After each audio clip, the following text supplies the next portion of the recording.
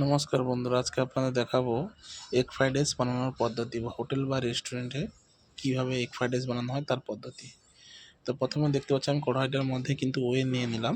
তো দুটো egg fried rice বানাবো, তার জন্য আমি ইউজ করব 4টা ডিম। দেখো এক্সট্রা ওয়েলটা কিন্তু আমি ঢেলে দিলাম, আবার রিটার্ন যেখান থেকে নিয়েছিলাম।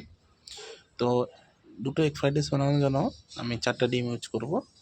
একটা এগ ফ্রাইড রাইসের জন্য দুটো ডিম, তো তার জন্য 4টা ডিম কিন্তু আমি খুব সুন্দরভাবে ভেঙে নিব, কড়াইয়ের মধ্যে দিয়ে দিব। দেখতে পাচ্ছি আমি ডিমগুলো ফাটিয়ে দিয়ে দিচ্ছি। এরপর এইগুলোকে ঠিক নাড়িয়ে চাড়িয়ে একদম চিক্কি মানে এগ ভুজিয়ার মতন বানাবো জাস্ট।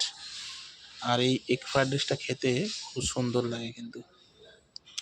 আর আমাদের এই ভিডিওগুলো যদি আপনাদের ভালো লেগে থাকে অবশ্যই লাইক অ্যান্ড আমাদের এই পেজটিকে ফলো করতে। দেখতে পাচ্ছ খুব সুন্দরভাবে কিন্তু আমি নাড়িয়ে একদম ভুজিয়ার মতো বানিয়ে নিচ্ছি। তাহলে কি হয়, আমরা পুরো রাইসটার সঙ্গে যেন মিলে যায় পুরোটা। এটা খুব সুন্দরভাবে কিন্তু আমি মিশিয়ে নিচ্ছি কিন্তু ভালোভাবে কিন্তু ড্রাইটা করে নেব। এরপরে যেটা আমি দিয়ে দিব সেটা হচ্ছে আমাদের যে কাটিংগুলো করে রেখেছি সেই কাটিংগুলো দিব। দেখো খুব সুন্দরভাবে কিন্তু আমি করে নিয়েছি, দেখতে পাচ্ছ তোমরা। তো আমার একটু ক্যামেরাটা অসুবিধা হয়, ক্যামেরাটা সেটিং ঠিকঠাক হচ্ছে না। তো আমি চেষ্টা করবো এরপর থেকে যেন ভালো ভালো কন্টেন্টভাবে দিতে পারি আমি। দেখো খুব সুন্দরভাবে কিন্তু আমি বুঝিয়ে করে নিয়েছি, দেখতে পাচ্ছ। তো এরপরে যেটা করে নিয়ে হচ্ছে সেটা হচ্ছে আমি ছোটো ছোটো কাটিং বিনস দিয়ে দেবো। দেখো দুটো যে ফ্রাইড রাইস বানাবো তার জন্য সেই পরিমাণে বিনস দিয়ে দেবো। তারপরে আমি বাঁধাকপি এবং ক্যারটের কুচি দিয়ে দেবো। তো অল্প পরিমাণ অয়েল দিয়ে দেবো যাতে ড্রাইটা ভালো হয়, বা বয়েলটা হাফ বয়েলটা যেন খুব সুন্দরভাবে হয়ে যায়। তো এইভাবে স্লো ওভেনে আমরা কিন্তু ফ্রাই করে নেব, ড্রাই ফ্রাই মতো হাফ বয়েল মতন করে নেব অয়েলের মাধ্যমে।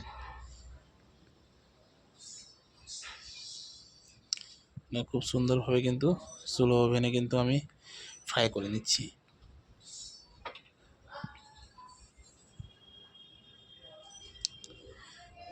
দেখো খুব সুন্দরভাবে অসাধারণ একটা রেসিপি কিন্তু, এটা খেতে খুব মজাদার একটা রেসিপি। তো এইভাবে আমি ওভেন ফ্রাই করে নিলাম। এবার আমার হাফ বয়েল কিন্তু হয়ে গেছে, জাস্ট গ্যাসটা বন্ধ হয়ে গেছে, গ্যাসটা আবার জ্বালিয়ে নেব।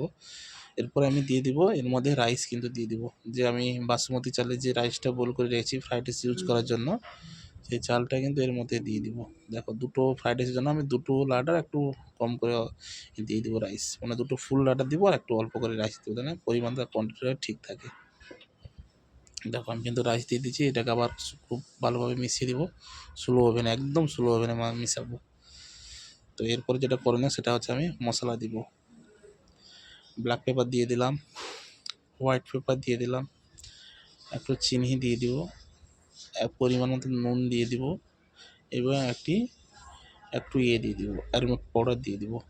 তো এগুলো দিয়ে আজকে স্যালারি পাতা নেই, কেন মার্কেট থেকে স্যালারি পাতা আসেনি, তাই স্যালারি পাতা দিতে পারলাম না। তার পরিমাণে আমি সয়া সসটা দিয়ে দিলাম।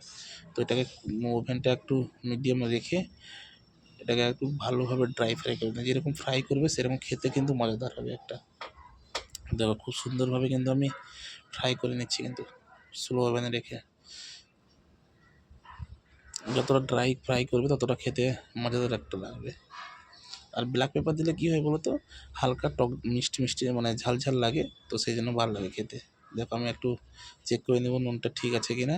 তো নুনটা একটু কম আছে, তার জন্য আমি হালকা পরিমাণে একটু নুন দিয়ে দিব। তো আপনারা এরকম টেস্টিং মতো নুন দিয়ে আপনারাও বাড়িতে তৈরি করতে পারেন। দেখো খুব সুন্দর লাগছে কিন্তু।